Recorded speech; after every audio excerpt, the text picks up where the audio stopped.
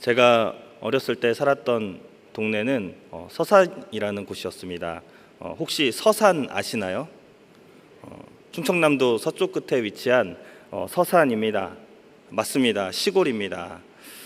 사실 저 시골 출신이었습니다. 제 얼굴만 보고 도시 사람처럼 생겨서 놀라신 분들이 좀 많이 계신 것 같은데요. 사실 저는 서산 사람이었습니다. 사실 진짜 서산 사람들은 이 서산이라고 말하지 않고요, 네이티브 발음으로 스산이라고 부릅니다.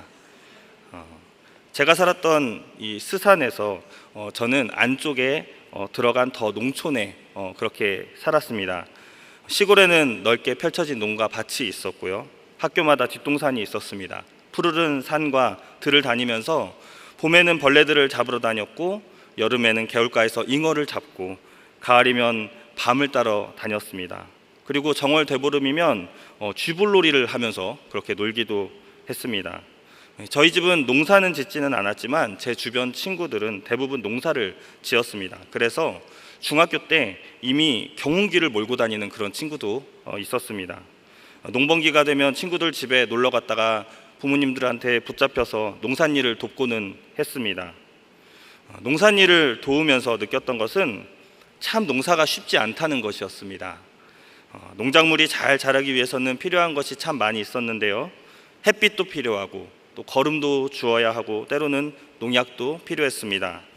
그 중에서 농사에 가장 중요한 것이 있는데 혹시 무엇인지 아시나요? 네, 맞습니다. 바로 비입니다. 최근 뉴스를 보면 심각한 가뭄 현상이 세계 곳곳에서 일어나고 있다는 소식이 들려옵니다. 기후위기로 세계 여러 나라들이 폭염과 가뭄을 겪고 있죠. 비가 안 오는 것도 문제이지만 사실 폭우도 문제입니다. 폭염과 가뭄과 폭우가 사이클로 일어나면서 특히 농사를 짓는 지역들이 막심한 피해를 입고 있습니다. 농사가 잘 되느냐 못 되느냐, 또 인류가 생존하느냐 멸망하느냐는 적절한 비가 내리느냐 내리지 않느냐에 달려 있다고 해도 과언이 아닐 것입니다. 우리의 영혼도 마찬가지입니다. 우리의 메마른 영혼에도 은혜의 단비가 적절히 내려야 합니다. 이 시간 말씀을 통해서 하나님께서 주시는 성령의 단비를 부음받고 우리의 영혼이 소생하는 은혜의 시간 되시기를 간절히 소망합니다. 오늘 읽은 신명기는 모세가 이스라엘 백성들에게 한 설교입니다.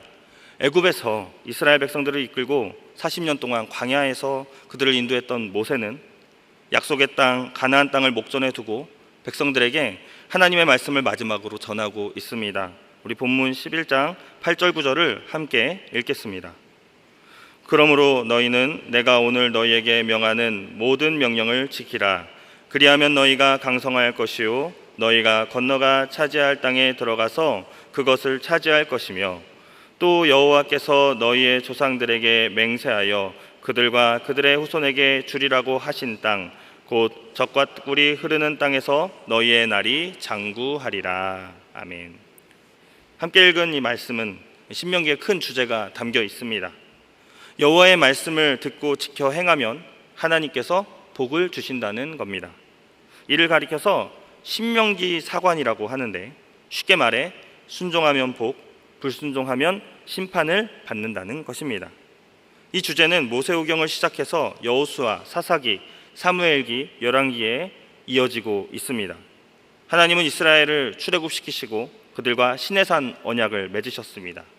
시내산에서 하나님은 모세를 통해 십계명 두 돌판을 주시고 또 여러 규례와 율법들을 주셨습니다. 그리고 이 명령을 잘 지켜 행하면 하나님이 이스라엘의 하나님이 되고 이스라엘은 하나님이 주신 복을 누리게 될 것이라고 말씀하고 있죠.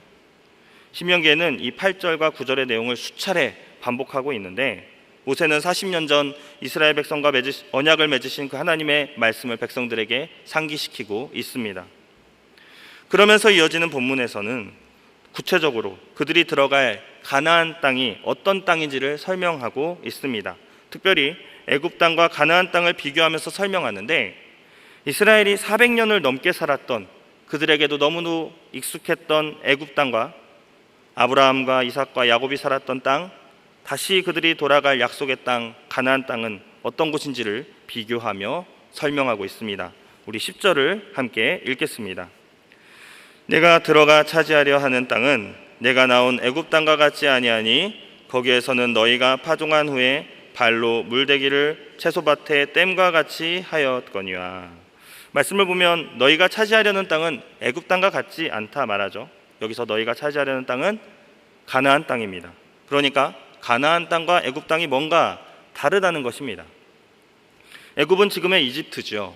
이집트는 인류의 4대 문명이 시작한 곳입니다. 황하 문명, 메소포타미아 문명, 인더스 문명, 이집트 문명.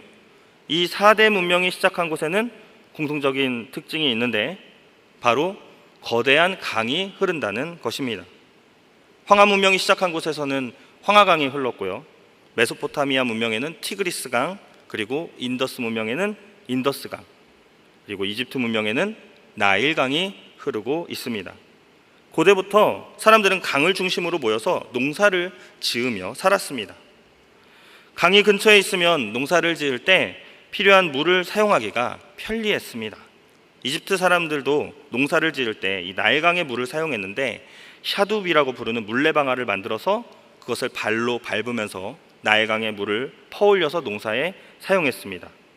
또 인공적으로 수로를 만들어서 농사를 지었습니다. 이를 관계수로라고 합니다. 특히 이스라엘 민족이 이집트에서 살 때에 거주했던 곳은 비옥했던 땅 중에 하나인 고센 땅이었죠.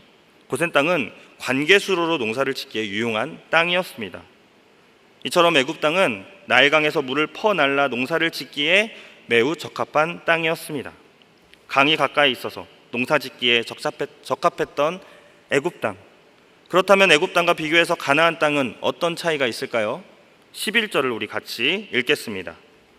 너희가 건너가서 차지할 땅은 산과 골짜기가 있어서 하늘에서 내리는 비를 흡수하는 땅이요. 말씀을 보면 가나안 지역은 대부분 산과 골짜기로 이루어져 있다고 말하고 있습니다. 애굽은 물을 대기가 쉬운 곳이었다면 가나안 땅은 물을 대기가 쉽지 않은 곳이었습니다. 가나안은 지금의 중동 지역인데 현재는 물을 저장하고 사용하는 하수시설이 많이 발달했지만 수천 년 전에는 그렇지 않았습니다.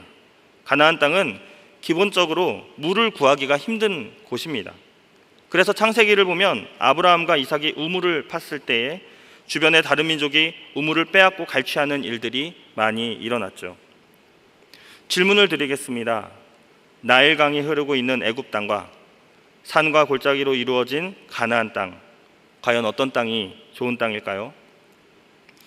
상식적으로 애굽 땅이 농사를 짓기에 더 적합한 땅이기에 좋은 땅이라고 말할 수 있겠죠.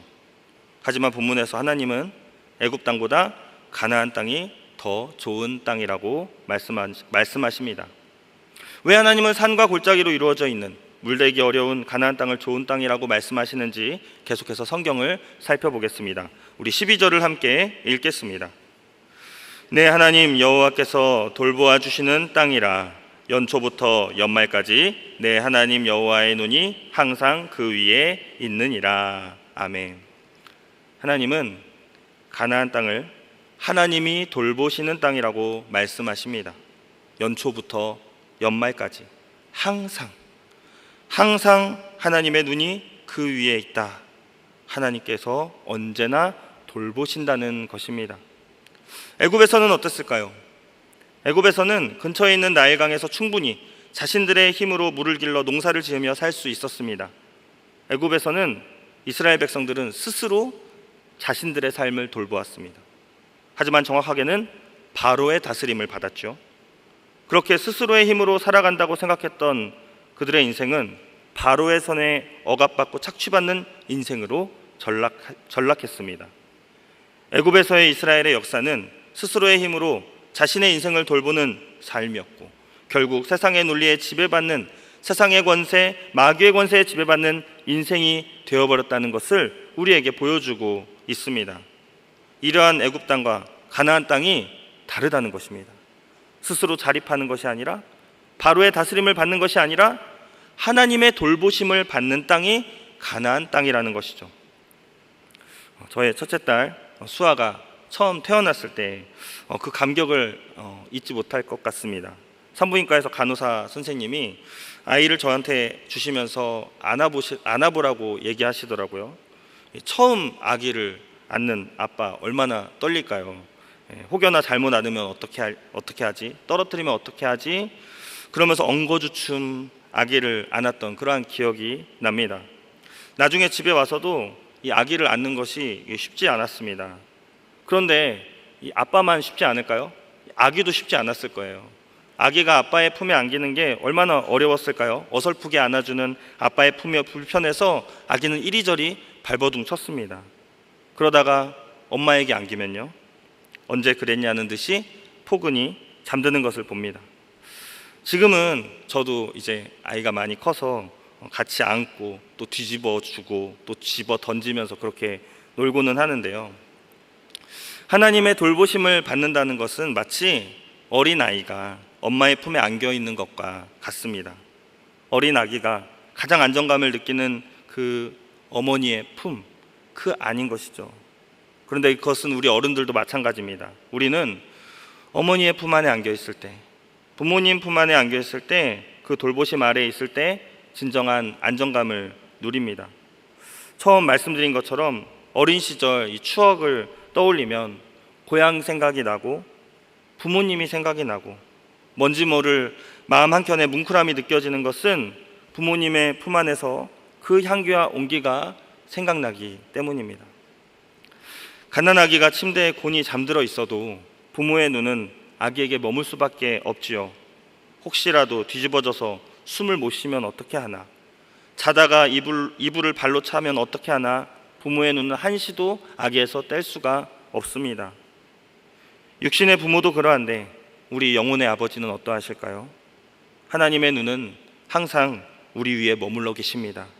하나님 아버지 품 안에 안길 때 우리는 하나님의 따스한 사랑과 돌보심을 느낄 수 있습니다. 전능자의 그늘 아래에서 우리의 영혼을 평안케 하시는 그 하나님의 눈이 항상 머무는 곳, 하나님의 돌보심이 있는 곳이 바로 축복의 땅, 가나안 땅이라고 성경은 말씀하고 있습니다. 또 본문에서 말하는 가나안 땅의 가장 큰 특징은 설교의 제목처럼 이른 비와 늦은 비가 내리는 점입니다. 신명기 11장 13절부터 15절 우리 같이 한번 읽어보겠습니다. 내가 오늘 너희에게 명하는 내 명령을 너희가 만일 청종하고 너희의 하나님 여호와를 사랑하여 마음을 다하고 뜻을 다하여 섬기면 여호와께서 너희의 땅에 이른 비 늦은 비를 적당한 때에 내리시리니 너희가 곡식과 포도주와 기름을 얻을 것이요 또 가축을 위하여 들에 풀이 나게 하시리니 내가 먹고 배부를 것이라. 아멘. 이른 비와 늦은 비가 내리는 땅. 이스라엘의 날씨는 크게 두 개로 나눌 수가 있습니다. 건기와 우기입니다. 5월부터 10월까지는 비가 거의 내리지 않는 건기이기 때문에 여름에 이 가나안 지역은 땅이 바짝 마른 사막과도 같은 모습을 띠고 있습니다. 오늘 성경에 나오는 이른 비는 태양력으로 10월경, 그러니까 건기의 끝에 내리는 비를 말합니다. 이른 비, 일찍 내리는 이 비는 히브리어로 요레라고 하여서 그 원어의 뜻을 보면 물을 뿌리다라는 뜻이 있습니다. 그러니까 뿌리는 물처럼 많은 양이 아닌 약간의 비가 내린다는 말입니다.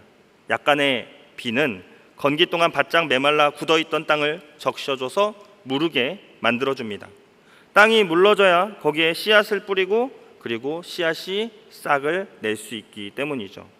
이른 비가 내리고서야 비로소 농사의 시작인 파종을 할 수 있습니다. 비록 적은 양이지만 가나안 땅에서 농사를 짓기 위해서 반드시 이른 비가 내려야 합니다. 또 이스라엘의 우기는 10월부터 4월까지입니다. 늦은 비는 이 4월경, 그러니까 우기의 마지막에 내리는 비입니다. 늦은 비는 히브리어로 말코쉬라고 하여서 이 원어의 뜻은 늦은 풀, 봄의 작물이라는 뜻이 있습니다. 그 뜻처럼 마지막 풀이 자랄 때 내리는 비인데 봄이 시작하는 때, 추수 직전에 이 늦은 비가 제때 내려야지만이 한 해 농사가 속이 꽉 찬, 속이 알찬 작물을 맺을 수가 있습니다. 이른 비가 뿌려지는 이른 비가 뿌려지는 비라면 늦은 비는 지역마다 조금씩 다르지만 비교적 많은 양의 내려지는 비입니다. 마지막 작물의 알곡을 가득 채워줄 수분이 이 늦은 비를 통해서 공급되는 것이죠. 이른 비와 마찬가지로 이 늦은 비도 농사의 결실을 맺는 데 반드시 필요한 비입니다. 늦은 비가 내리지 않는다면 열매를 풍성히 맺을 수가 없습니다. 그래서 이스라엘 사람들은 늦은 비를 축복의 단비라고 그렇게 부르기도 합니다. 모든 나라가 그러하겠지만 그 중에서도 가나안 땅은 무엇보다 비가 중요한 땅이었습니다. 강이 가까이 있던 애국과는 다르게 가나안은 산과 골짜기로 이루어졌기에 이른 비와 늦은 비가 제때 내려야지만이 살 수 있었습니다. 그래서 가나안에는 이 비와 관련된, 이 농사와 관련된 다양한 우상들이 존재했습니다. 우리가 잘 아는 바알과 아세라, 또 몰렉, 그모스와 같은 이런 신들은 모두 농사와 관련된 풍요의 신들이었습니다. 가뭄이 계속되면 이런 우상들에게 제물을 바쳤고, 그리고 심지어는 사람을 바치는 인신제사를 드리기도 했습니다. 우리가 잘 아는 엘리야가 이 바알 아세라 숭배자 850명과 갈멜산에서 벌였던 영적 전투 이야기도 이스라엘의 3년 가뭄이 들었을 때였습니다. 비는 현대 사회를 살아가는 우리에게도 너무도 중요하죠. 과학이 아무리 발전한 지금도 비를 내리게 하거나 또 멈추게 하는 일, 날씨를 바꾸는 일은 결코 쉽지 않습니다. 오늘날에도 가뭄과 폭우와 같은 이 비와 관련된 여러 자연재해가 벌어집니다. 여러 나라들이 모여서 가뭄과 기후위기를 해결해 보려고 하지만 뾰족한 답이 나오지 않지요. 그 당시에는 더더욱 그러했습니다. 자연 앞에서 인간은 참으로 작은 존재라는 것을 많이 느낍니다. 그리고 자연을 다스리시는 하나님 앞에서 우리는 다시 한번 겸손해집니다. 비를 내리시는 분도 비를 멈추시는 분도 하나님이시라는 것을 깨닫게 되죠. 하나님께서는 우리로 하여금 통제할 수 없는 비를 통해 하늘을 바라보게 하십니다. 이른 비와 늦은 비를 기다리며 하늘의 은혜를 구하게 되는 것이죠. 결국 하나님은 이 모든 일들을 통해 우리로 하여금 하나님만을 바라보도록, 또 하나님만을 의지하도록 하십니다. 이른 비와 늦은 비를 우리의 신앙에 적용해 볼 수 있는데요. 먼저 이른 비는 이미 우리의 삶에 베풀어 주신 은혜라고 말할 수 있습니다. 이미 주신 은혜. 정말 그렇습니다. 우리의 인생을 돌아보면 이미 많은 이른 비가 내렸습니다. 내가 인지하기도 훨씬 이전부터 내렸던 이 은혜의 이른 비, 흩날리듯이 적지만 제때 내린 이 이른 비가 있었기 때문에 지금의 내가 있을 수 있었습니다. 또 늦은 비는 장차 베풀어 주실 은혜라고 생각해 볼 수 있습니다. 장차 주실 은혜. 우리의 기도의 제목들을 보면 내게 하루빨리 이루어졌으면 하는 많은 일들이 있습니다. 한 번의 시험에 합격했으면 좋겠고, 빨리 성공했으면 좋겠고, 빨리 치유되기를 바라지만 늦은 비는 내 생각보다 훨씬 더디게 내립니다. 사실 이르다, 늦다는 것도 내 기준에서 생각한 타이밍이죠. 하나님의 시계는 내 시계와는 조금 다르게 흘러갑니다. 내 생각에 조금 이르게, 조금 늦게 내리는 비인 것 같지만 하나님의 시계에서 이 알람 소리가 울리면 정확한 때에 정확한 양만큼 우리에게 은혜의 비를 내려주십니다. 갓 태어난 아기는 점점 자라면서 이유식을 먹고 밥을 먹게 됩니다. 이제 맛있는 것, 맛없는 것을 가릴 때가 되면 아이는 시도 때도 없이 달콤한 간식을 달라고 보챕니다. 하지만 부모는 아이의 건강을 위해 식사 시간에 맞춰서 정해진 양을 적당히 골고루 줘야 합니다. 아이의 입장에서는 섭섭하겠죠. 그래서 떼를 쓰기도 합니다. 입에 달콤한 과자와 아이스크림을 매일 매순간 달고 살고 싶을 텐데 한창 클 나이의 아이가 건강하게 잘 자라기 위해서는 어쩔 수가 없습니다. 정해진 때에 정해진 만큼 좋은 것을 주어야 하죠. 하나님 아버지도 그러하십니다. 자녀된 우리를 먹이시고 또 입히시고 돌보실 때에 정해진 시간에 정해진 양만큼 우리에게 주십니다.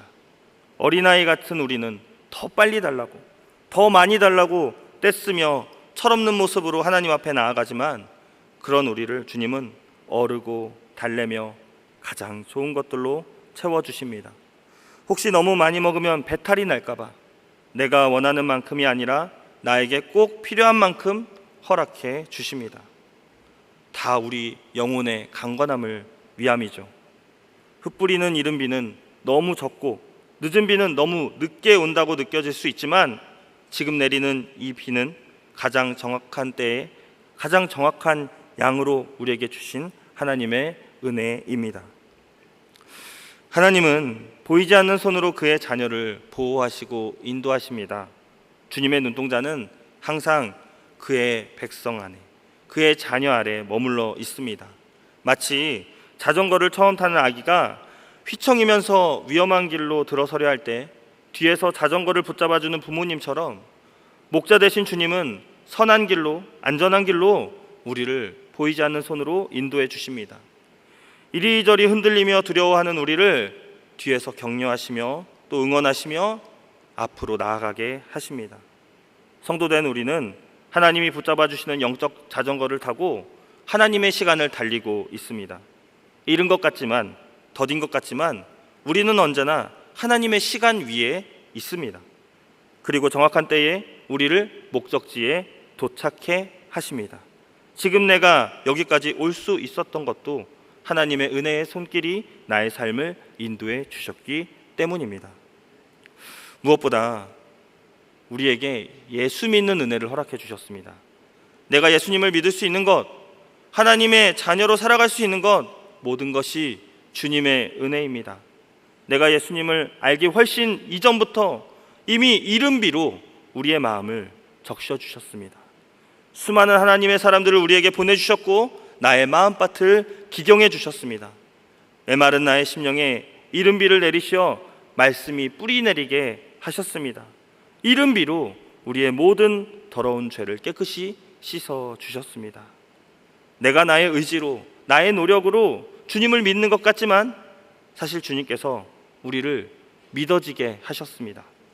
그리고 지금 이 순간에도 주님은 우리가 광야같이 막막한 길을 버티고 견딜 수 있도록 이른 비를 기억하게 하시고 그리고 장차 반드시 내릴 늦은 비를 소망케 하십니다.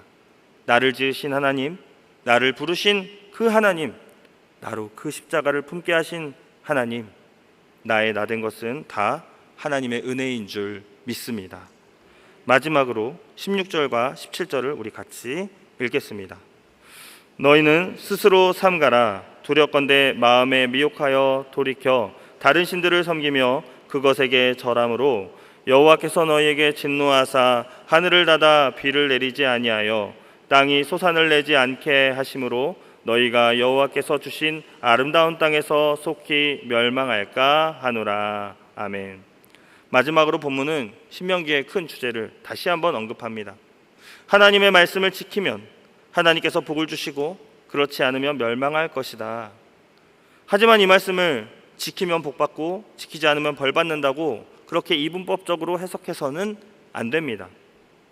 구약 성경에는 신명기 사관뿐만 아니라 역대기 사관이 함께 나오는데 이 역대기 사관은 다윗과 맺은 언약을 하나님께서 끝까지 신실하게 지키신다는 관점입니다. 인간은 불성실하게 하나님과의 언약을 어겼지만 하나님은 끝까지 언약을 지키십니다. 그리고 언약의 성취가 예수 그리스도를 통해 나타났습니다. 하나님은 예수 그리스도의 죽으심과 부활로 우리를 향한 구원과 회복의 약속을 성취하셨습니다. 그렇기 때문에 성도가 겪는 어려움, 때로는 하나님의 징벌이라고 느껴지는 이 고난을 우리는 단순히 하나님이 나를 미워해서, 나를 싫어해서, 나에게 벌 주시기 위해서 주시는 것이라고 도식화해서는 안 됩니다. 그것은 하나님을 오해하는 것입니다. 예수 그리스도의 성취된 언약 안에서 성도의 고난은 구원의 여정이라고 말할 수 있습니다. 십자가 고난이 있어야 부활이 있는 것처럼 하나님께서는 고난을 통해서 구원을 이루시는 분이십니다. 고난에는 하나님의 선한 의도가 담겨 있습니다. 때로 우리로 하여금 고난을 받게 하심은 하나님만을 의지하기를, 어긋난 길을 가려던 발걸음을 돌이켜 하나님께로 돌아오기를 바라는 하나님의 본심이 담겨 있습니다. 이스라엘 백성들이 그러했죠. 시내산 언약을 저버렸던 이스라엘 백성들은 마치 심판을 받는 것처럼 광야에서 40년의 시간을 보냈습니다. 마실 물도 먹을 것도 없는 광야에서 그들이 할 수 있었던 것은 그저 하늘을 바라보는 것이었습니다.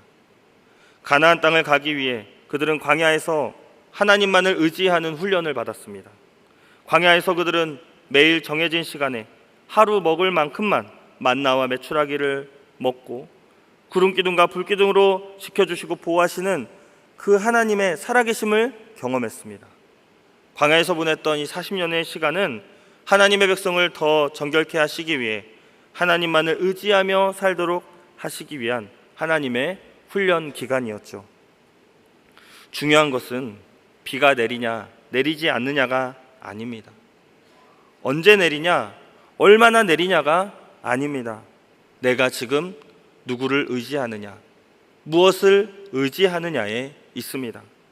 하나님은 우리가 주님만을 의지하기를 원하십니다. 애굽의 때처럼 자신을 의지하고 바로의 권력을 의지하는 것이 아니라 하나님만을 의지하기를 원하십니다. 스스로의 힘으로 물을 길어오던 애굽의 방식이 아니라 하늘의 비를 하염없이 기다리며 하나님만을 바라보며 의지하는 그 가나안의 방식으로 살아가기를 원하십니다. 객관적으로 볼 때 애굽 땅이 더 살기 좋은 땅이라고 말할 수 있겠죠. 바로의 그늘이 더 편안하고 걱정거리가 없는 풍요롭고 행복한 것처럼 그렇게 보이기도 합니다. 말씀에 나오는 것처럼 가나안 땅은 산과 골짜기로 뒤덮여 있어서 언제 내릴지 모르는 비만 기다려야 하는 늘 불안하고 두려움이 가득한 땅일 수 있습니다. 하지만 역설적으로 그렇기 때문에 가나안 땅이 축복의 땅입니다. 내 힘으로 살아가는 땅이 아니라 하나님만을 의지하며 살아가야 하는 땅이기 때문입니다. 내 힘으로 살아가는 땅, 얼마든지 내 힘으로 내 방식대로 풍성한 결실을 맺으며 살아가는 애굽 땅이 축복의 땅이 아니라 하나님의 은혜 없이는 살아갈 수 없는 땅, 이른 비와 늦은 비가 있어야지만이 살아갈 수 있는 땅이 바로 축복의 땅입니다. 하나님만 사랑하고 하나님의 말씀만 청종하고 하나님의 그 은혜만을 의지하며 살아갈 수밖에 없는 그곳이 바로 축복의 땅, 가나안 땅입니다. 12년 전에 나온 찬양 중에 광야를 지나며 라는 찬양이 있습니다. 들어보신 분들도 계실 텐데요. 제목처럼 이 광야에서 하나님을 찬양하는 가사를 담고 있는데 이 처음 찬양의 가사에서는 광야를 이렇게 정의합니다.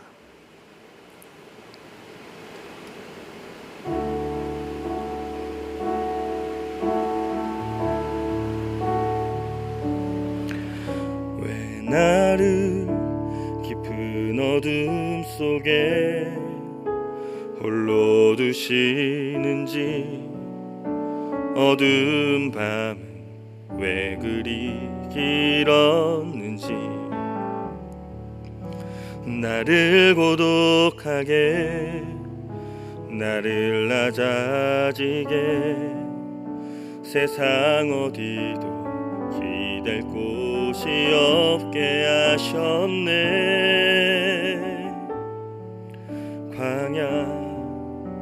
광야에 서 있네. 도입부의 가사에서 광야는 고독하고 외로운 곳, 세상 어디도 기댈 곳이 없는 황량한 곳이라고 고백합니다. 사방이 막혀있는 주위에 아무도 의지할 것이 없는 곳이죠. 하지만 후렴 가사에서 광야의 의미는 이렇게 변하고 있습니다. 이번에는 이 고백이 우리의 고백이 되기를 바라며 아시는 분은 함께 찬양하면 좋겠습니다. 주님만 내 도움이 되시고 주님만 내 빛이 되시는 주님만 내 친구 되시는 광야 주님 손 놓고는 단 하루도 살 수 없는 곳